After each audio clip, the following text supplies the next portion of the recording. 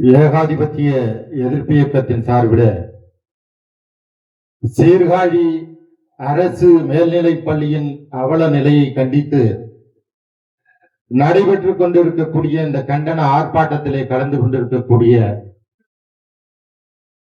பல்வேறு அமைப்புகளை சார்ந்த முன்னணி தோழர்களே, கள பணியாளர்களே, இந்த கண்டன ஆர்ப்பாட்டத்தை கேட்டுக்கொண்டிருக்கக்கூடிய பொதுமக்களே, வியாபார பெருமக்களே, அனைவருக்கும் மக்கள் கல்விக்கான ஆசிரியர் சங்கத்தின் சார்பிலே வணக்கத்தை தெரிவித்துக் கொள்கிறேன்.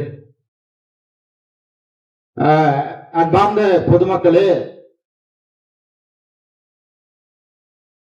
கல்வியிலே சிறந்த தமிழ்நாடு என்று சொல்லி தமிழ்நாடு அரசு இன்றைக்கு பெரிய கொண்டாட்டமாக நடத்தி கொண்டிருக்கக்கூடிய சூழ்நிலையிலே சீர்காழியில் இருக்கக்கூடிய ஒரு அரசு மேல்நிலை பள்ளியினுடைய அவல நிலையை கண்டித்து இங்கே நாம் கண்டன ஆர்ப்பாட்டம் நடத்த வேண்டிய சூழ்நிலைக்கு தள்ளப்பட்டிருக்கிறோம்.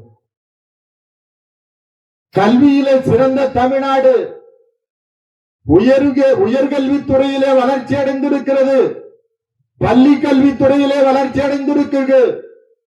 உயர்கல்வித்துறையிலே மாணவர் சேர்க்கை விதத்திலே இந்திய அளவிலே தமிழ்நாடு முதலிடத்திலே இருக்கிறது என்கின்ற புள்ளி விவரத்தை எல்லாம் சொல்லி இன்றைக்கு தமிழ்நாடு அரசு ஒரு பக்கம் கல்வியில் சிறந்த தமிழ்நாடு என்று கொண்டாடி கொண்டிருக்கும் போது, இன்னொரு பக்கம் சீர்காழியில் இருக்கக்கூடிய ஒரே ஒரு அரசு மேல்நிலை பள்ளியினுடைய அவல நிலை இன்றைக்கு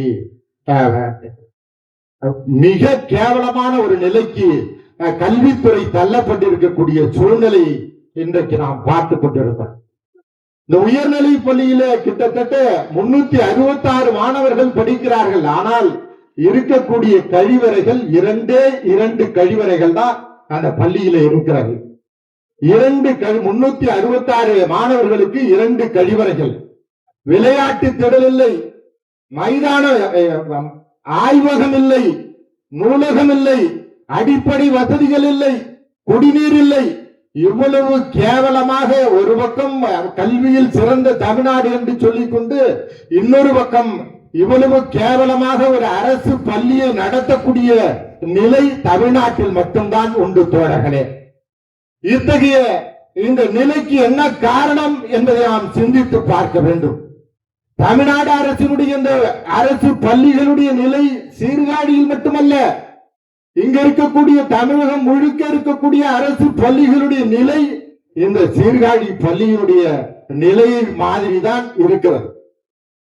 அரசு இன்றைக்கு அரசு பள்ளிகளை கைகழுவிட்டு இருக்கிறது. அரசு பள்ளிகளை நடத்துவதிலிருந்து தமிழக அரசு பின்வாங்கி இருக்கிறது.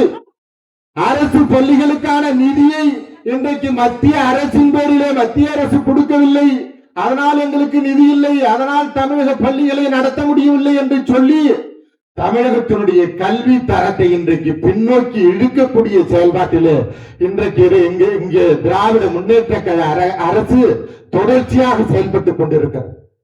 இந்த நிலைக்கு என்ன காரணம்?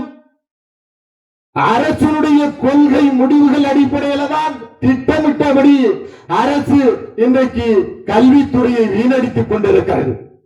கல்வியை தனியார் மயமாக்குவது என்கின்ற அடிப்படையிலே அரசுகள் இன்றைக்கு தொடர்ச்சியாக செயல்பட்டுக் கொண்டிருக்கிறது. மத்திய அரசாக இருந்தாலும் சரி, மாநில அரசாக இருந்தாலும் சரி, உலக வர்த்தக கழகம் என்ன சொல்லுகிறதோ அந்த விதிமுறையைத்தான் இந்த அரசுகள் பின்பற்ற வேண்டும். உலக வர்த்தக கழகத்தினுடைய ஒப்பந்தத்தின் அடிப்படையிலே காட்ஸ் ஒப்பந்தம் என்கின்ற அந்த ஒப்பந்தத்தின் அடிப்படையிலே கல்வி இன்றைக்கு அந்த ஒப்பந்தத்தில் சேர்க்கப்பட்டிருக்கிறது. காட்ஸ் ஒப்பந்தம் எதற்காக ஏற்படுத்தப்பட்டது என்பதை நாம் புரிந்து கொள்ள வேண்டும்.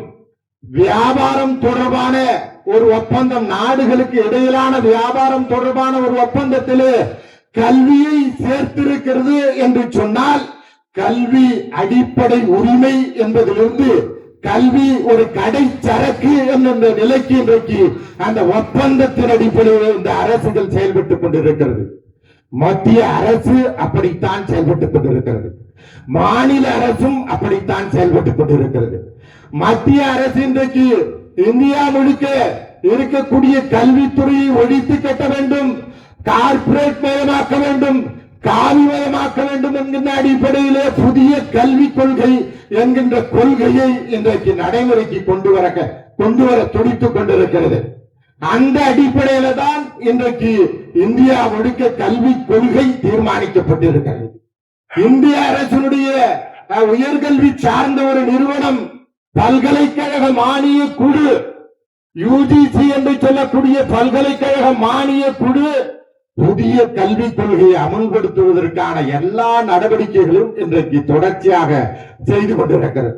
சமீபத்திய செய்தி, யுஜிசி அறிவித்திருக்கக்கூடிய கற்றல் விளைவுகளோடு தொடர்புடைய பாடத்திட்டத்தை வடிவமைப்பது குறித்து ஒரு அறிக்கையை, ஒரு வரைவு அறிக்கையை வெளியிட்டிருக்கிறது. அந்த வரைவு அறிக்கை எதை குறிப்பிடுகிறது என்பதை நாம் புரிந்து கொள்ள வேண்டும். கற்றல் விளைவுகளோடு தொடர்புடைய பாடத்திட்டம் குறித்த ஒரு அறிக்கை, வரைவு அறிக்கையை யுஜிசி வெளியிட்டிருக்கிறது.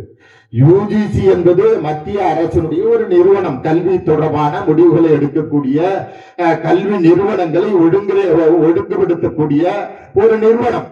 அந்த நிறுவனத்துடைய முக்கியமான நோக்கம் புதிய கல்விக் கொள்கையை அமல்படுத்துவது. அதற்காகத்தான் இந்த பாடத்திட்ட வரைவு அறிக்கையை இன்றைக்கு யுஜிசி வெளியிட்டு இருக்கிறது. அந்த வரைவு அறிக்கை என்ன குறிப்பிடுகிறது? இந்திய அறிவு முறை என்று ஒன்று இந்தியாவில் இருக்கிறது. அந்த இந்திய அறிவு முறையை பாடத்திட்டத்திலே சேர்க்க வேண்டும் என்று அந்த வரைவு அறிக்கை குறிப்பிடுகிறது. இந்தியாவில் என்ன அறிவு முறை இருக்கிறது? இந்தியன் நாலேஜ் சிஸ்டம் என்று அது குறிப்பிடுகிறது. யுஜிசியினுடைய வரவறிக்கை குறிப்பிடுகிறது. இந்திய அறிவு முறை என்ன இருக்கிறது? இந்தியாவில் இருக்கக்கூடிய அறிவு முறை சாதி அடிப்படையிலான ஒரு அறிவு முறை என்று குறிப்பிடுகிறோம். சாதி அடிப்படையில் இந்தந்த தொழிலை செய்பவர்கள் தொடர்ந்து அவர்களுடைய குலத்தொழிலாக அந்த தொழிலை தொடர்ந்து செய்ய வேண்டும் என்பதுதான் இந்திய அறிவு அமைப்பு என்று சொல்லுகிறோம். அந்த அறிவு அமைப்பை தான் பாடத்திட்டத்தில் சேர்க்க வேண்டும் என்று சொல்லி பல்கலைக்கழக மானிய குழு இன்றைக்கு வரைவு அறிக்கை வெளியிட்டிருக்கிறது. அது அந்த பாடத்திட்டங்கள் கிட்டத்தட்ட ஒரு 8 பாடத்திட்டங்கள்ல எவையெல்லாம் சேர்க்கப்பட வேண்டும் என்று அந்த அறிக்கை குறிப்பிடுகிறது. உதாரணமாக, இப்ப நீங்க வரலாறு படிக்க வேண்டும் என்று சொன்னால் வரலாற்றை வேத காலத்திலே என்ன நடந்தது என்பதை பற்றி படிக்க வேண்டும் என்று அந்த அறிக்கை குறிப்பிடுகிறது. யுஜிசியினுடைய பல்கலைக்கழக மானிய குழுவினுடைய அந்த வரைவு அறிக்கை குறிப்பிடுகிறது. வேத காலத்துக்கு ஏதேனும் சான்றுகள் உண்டா? வேத காலத்துக்கு வரலாற்று ரீதியான ஏதேனும் அடையாளங்கள் உண்டா? தொல்லியல் அடையாளங்கள் உண்டா? அல்லது அகழ்வாராய்ச்சி சார்ந்த அடையாளங்கள் உண்டா? அல்லது இலக்கிய தரவுகள் உண்டா? அல்லது மற்ற சான்றுகள் உண்டா என்று கேட்டால் எந்த சான்றுகளும் கிடையாது. இருக்கக்கூடிய ஒரே சான்று வேதங்கள் மட்டும்தான்.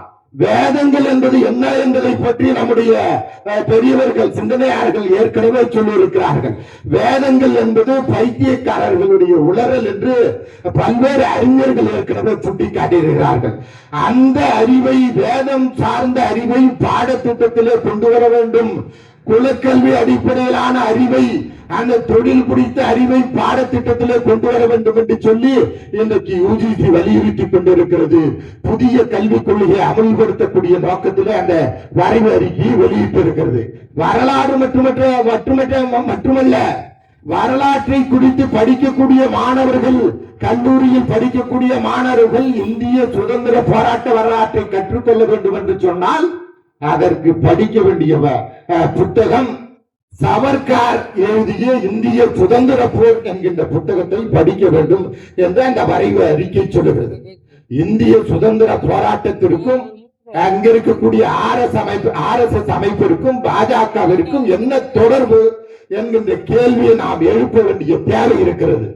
சுதந்திர போராட்டத்திலே RSS பங்கெடுத்ததா? RSS துணை அமைப்புகள் பங்கெடுத்ததா? அல்லது அந்த கட்சியினுடைய முன்னோடிகள், அந்த அமைப்பினுடைய முன்னோடிகள் யாராவது பங்கெடுத்திருக்கிறார்களா என்று கேட்டால் ஒரு நபர் கூட சுதந்திர போராட்டத்திலே பங்கெடுக்காத ஒரு அமைப்பு இந்தியாவிலே செயல்படக்கூடிய ஒரு அமைப்பு எது என்று சொன்னால் அது RSS தான்.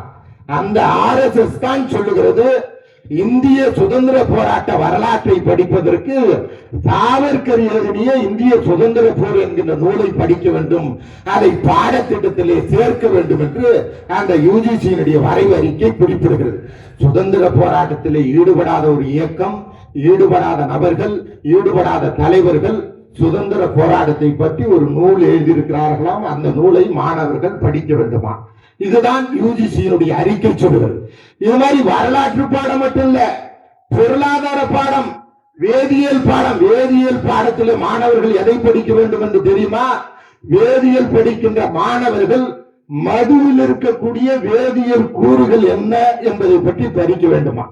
சாராயம், நாம் குடிக்கக்கூடிய சாராயத்தில் இருக்கக்கூடிய வேதியியல் கூறுகள் என்னென்ன, வேதியியல் சார்ந்த பொருள்கள் இணைக்கப்பட்டிருக்கிறது, அதோடு கலந்திருக்கிறது என்பதை பற்றி மாணவர்கள் படித்து தெரிந்து கொள்ள வேண்டுமாம். அதை பாடத்திட்டத்தில் அமல்படுத்த வேண்டுமா? அதுதான் யுஜிசியினுடைய அறிக்கை சொல்லுகிறது.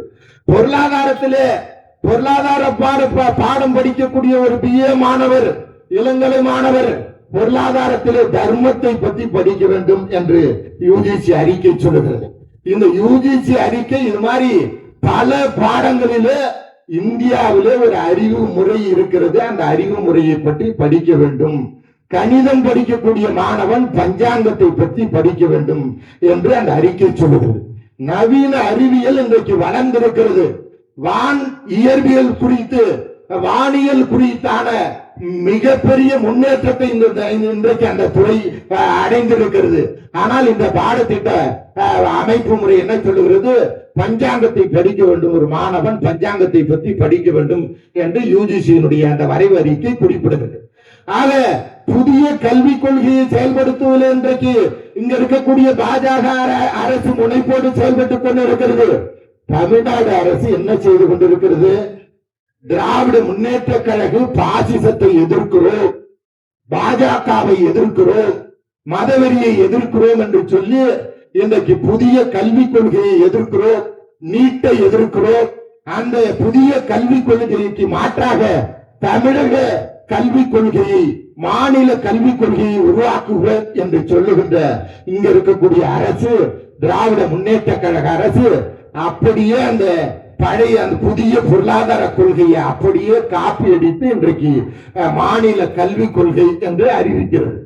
நாங்கள் எதிர்க்கிறோம், பாசிசத்தை எதிர்க்கிறோம், புதிய கல்விக் கொள்கையை எதிர்க்கிறோம் என்று சொல்லிக் கொண்டே மறைமுகமாக இன்றைக்கு புதிய கல்விக் கொள்கையை திணிக்கக்கூடிய செயல்பாட்டிலே இங்க இருக்கக்கூடிய தமிழக அரசு தொடர்ச்சியாக செயல்பட்டுக் கொண்டிருக்கிறது.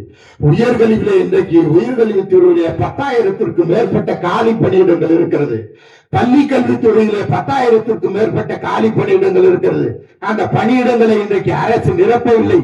அந்த பணியிடங்களில் இன்றைக்கு ஒப்பந்த பணியாளர்களை பணியமர்த்தி உயர்கல்வித்துறையையும் பள்ளி கல்வித்துறையும் தமிழக அரசு நடத்தி கொண்டிருக்கிறது. அப்படி நடத்தக்கூடிய இந்த தமிழக அரசு தான் நாங்கள் புதிய கல்விக் கொள்கையை எதிர்க்கிறோம் என்று சொல்லுகிறது. புதிய கல்விக் கொள்கை என்ன சொல்லுகிறது? அனைத்தையும் ஒப்பந்தமயமாக்கு, அனைத்தையும் காவிமயமாக்கு, அனைத்தையும் தனியாரிடம் ஒப்படை என்று சொல்லுகிறது. அதைத்தான் இன்றைக்கு மாநில அரசுடைய கல்விக் கொள்கையும் சொல்லுகிறது. மாநில அரசுடைய கல்விக் கொள்கை வெற்றி பள்ளிகள் என்று சொல்லி மாதிரி பள்ளிகளை உருவாக்க வேண்டும் என்று சொல்லுகிறது. அதைத்தான் புதிய கல்விக் கொள்கை மத்திய அரசினுடைய கல்விக் கொள்கையும் சொல்லுகிறது. கேந்திரிய வித்யாலயா போன்ற பள்ளிகள் உருவாக்கப்பட வேண்டும் என்று மத்திய அரசினுடைய கல்விக் கொள்கை சொல்லுகிறது. அதையேத்தான் மாநில அரசினுடைய கல்விக் கொள்கையும் சொல்லுகிறது. தொடர்ச்சியாக மாநில அரசு இன்றைக்கு மத்திய அரசோடு ஒரு கள்ள கூட்டணி போட்டுக்கொண்டு இன்றைக்கு இந்த மக்களை கல்வியில் இருந்து அப்புறப்படுத்த வேண்டும், உழைக்கும் மக்களுடைய கல்வி உரிமையை பறிக்க வேண்டும் என்று சொல்லி தொடர்ச்சியாக செயல்பட்டுக் கொண்டிருக்கிறது.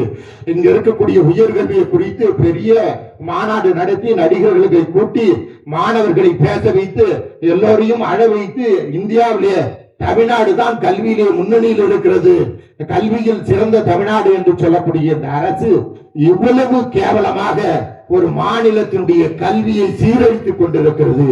கல்வி பெறுவது என்பது மக்களுடைய அடிப்படை உரிமை. அந்த உரிமையை தட்டி கேட்போம், உரிமையை பெறுவோம், அதற்கான போராட்டத்திலே துணை நிற்போம் என்று கூறிக்கொண்டு நன்றி கூறி விடைபெறுகிறேன். நன்றி, வணக்கம்.